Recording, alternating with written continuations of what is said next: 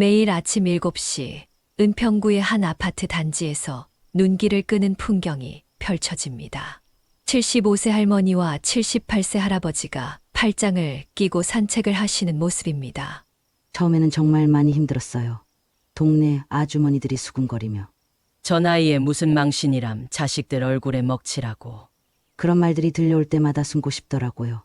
6개월 전만 해도 저는 우울증 약 없이는 버틸 수 없었어요. 남편이랑 사별한 지 10년.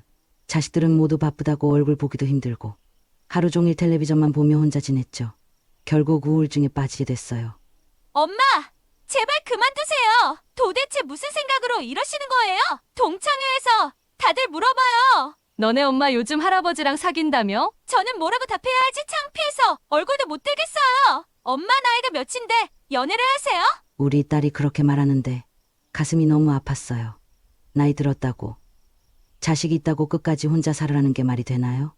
나도 사람인데 내 인생에서 마지막 행복을 찾고 싶은데 그래도 우리 영우 씨가 끝까지 포기하지 않고 다가와 줬어요.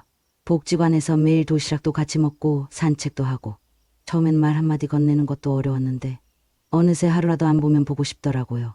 동네에서 손가락질 받는 게 두렵지 않으냐고요? 물론 두려워요. 하지만 이제는 당당해요. 내가 무슨 죄를 지었나요? 살아있는 동안 조금이라도 더 행복하고 싶은데 그게 그렇게 큰 잘못인가요? 한 달 전에는 우연히 마트에서 엄마를 마주쳤어요. 순간 깜짝 놀랐죠. 10년 만에 머리 염색도 하고 예쁜 옷도 입고 계시더라고요. 창피하다고만 생각했던 제가 부끄러워졌어요. 어머니의 표정이 정말 오랜만에 보는 행복한 표정이었거든요. 도대체 무엇이 70대 노년 여성들을 이렇게 변화시키는 걸까요? 단순히 외로움을 달래기 위한 것일까요? 아니면 우리가 미처 알지 못했던 더 깊은 이유가 숨어 있는 걸까요? 오늘은 특별히 현직 노인 심리 상담사로 활동 중인 정연우 박사님과 함께 노년층의 진솔한 이야기를 들어보려고 합니다. 박사님께서 상담하며 접했던 다양한 사례를 통해 우리가 몰랐던 진실을 알아보겠습니다. 이야기를 시작하기 전에 구독과 좋아요, 알림 설정을 꼭 부탁드립니다. 그럼 시작해 보겠습니다. 김순자 할머니의 이야기는 단지 시작일 뿐입니다. 정연우 박사님을 통해 들은 더 놀라운 사례들, 우리 주변 수많은 어르신들이 겪고 있는 현실을 지금 공개합니다.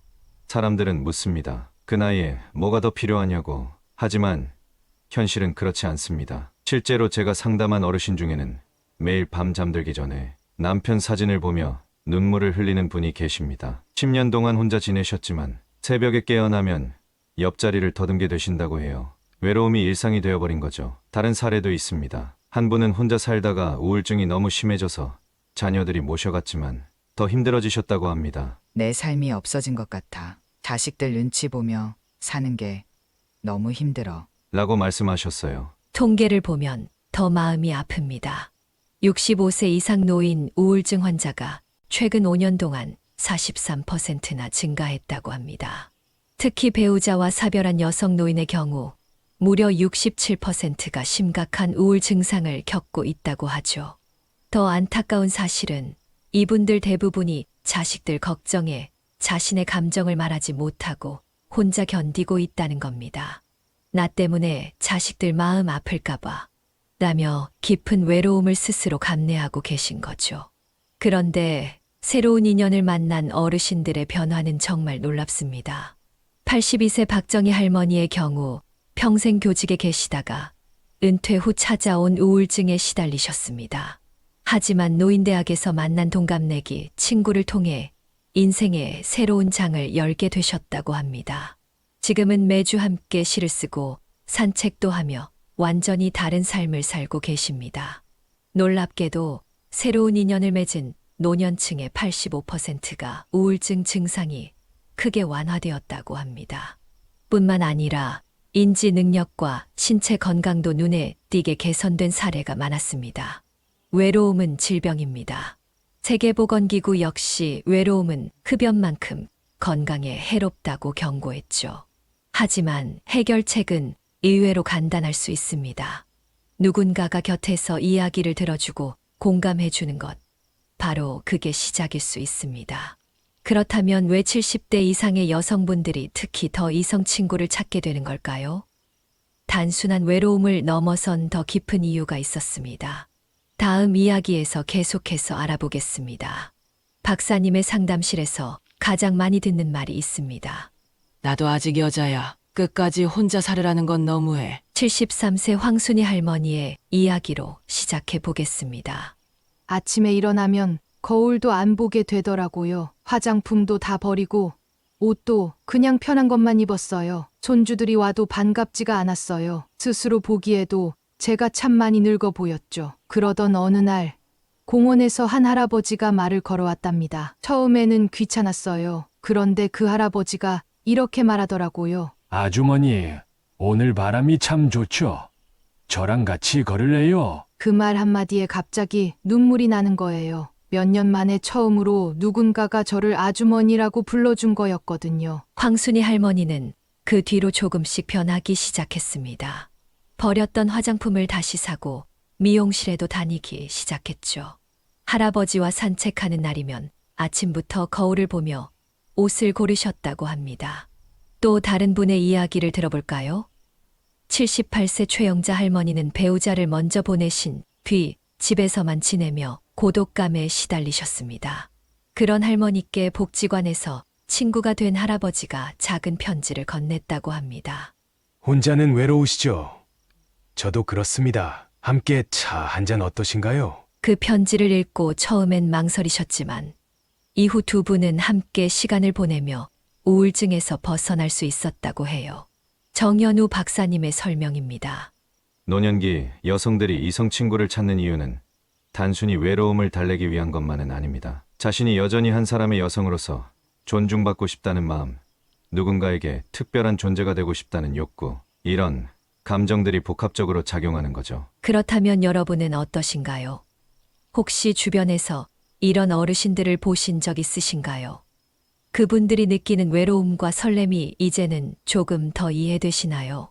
실제로 이성 친구가 생긴 어르신들의 변화는 놀라울 정도입니다. 밥맛이 돌아왔다는 분들이 많습니다. 잠도 더 잘 주무시고요. 특히 건강검진도 더 자주 받으시고 약도 더 잘 챙겨 드시게 됐다고 합니다. 왜 그런지 아세요? 이제 나 혼자만의 몸이 아니니까. 라고 하시더라고요. 83세 김자옥 할머니의 이야기를 들어보시죠. 처음엔 자식들 눈치가 보였어요. 그래도 영감님이랑 영화도 보고 손잡고 다니다 보니 이제는 당당해졌어요. 우리 딸이 그러더라고요. 엄마, 10년은 더 젊어지신 것 같아요. 하면서요. 박사님의 연구에 따르면 이성 친구가 생긴 노년층 여성의 92%가 자존감이 높아졌다고 합니다. 우울증 증상도 크게 완화되었으며 일상생활에 대한 의욕도 눈에 띄게 증가했다고 하네요.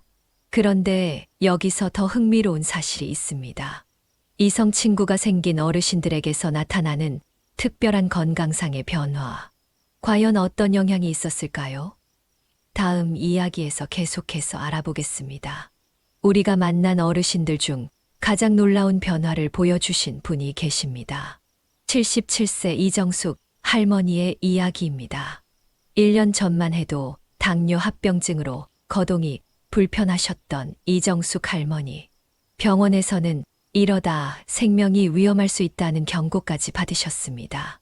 혈당 조절은 되지 않았고 운동은커녕 식사도 거의 하지 않으셨던 상황이었죠. 그런데 지금은 완전히 달라지셨습니다. 이정숙 할머니의 고백을 들어보시죠.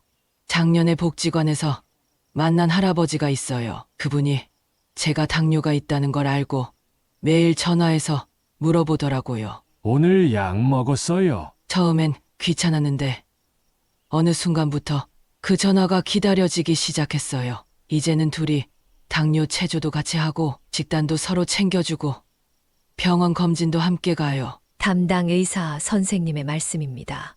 이정숙님의 혈당 수치가 6개월 만에 정상 범위로 돌아왔습니다. 정말 놀라운 변화죠. 의학적으로도 사랑이나 설렘이 호르몬 분비에 긍정적인 영향을 미친다는 건 잘 알려져 있습니다. 특히 세로토닌과 도파민 같은 호르몬이 증가하면서 신체 기능 전반이 개선될 수 있습니다. 이정숙 할머니만이 아닙니다. 73세 박영실 할머니의 이야기도 주목할 만합니다. 치매가 걱정돼서 시작한 노인대학에서 배우자를 만나셨습니다. 처음엔 그냥 말동무 정도였는데 지금은 서로 퍼즐도 맞추고 바둑도 두며 시도 함께 쓰고 계세요.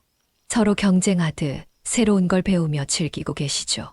신경과 전문의의 소견입니다. 노년기의 적극적인 사회활동, 특히 감정적 교류는 치매 예방에 매우 효과적입니다. 실제로 파트너가 있는 노인의 경우 치매의 발병률이 그렇지 않은 분들보다 35% 낮다는 연구 결과도 있습니다. 또 한 분의 사례를 소개합니다. 고혈압으로 고생하시던 한 할머니는 이성 친구가 생긴 뒤 혈압이 안정되셨다고 합니다.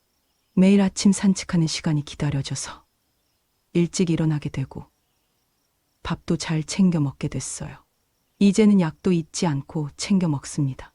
건강해야 오래 볼 수 있잖아요. 말씀에 모든 이유가 담겨 있지 않나요? 정현우 박사님의 설명입니다. 사랑에 빠진 사람의 뇌는 젊어집니다. 설렘과 기대감이 호르몬 분비를 활성화하고 이는 자연스럽게 면역력 증가로 이어지죠. 특히 노년기의 사랑은 단순한 감정을 넘어 서로의 건강을 돌보는 동반자적 관계로 발전하는 경우가 많습니다. 여기서 궁금하지 않으신가요? 이런 관계를 더 깊이 발전시키고 지속하기 위해서는 무엇이 필요할까요? 특히 일상에서의 소통은 어떤 역할을 할까요?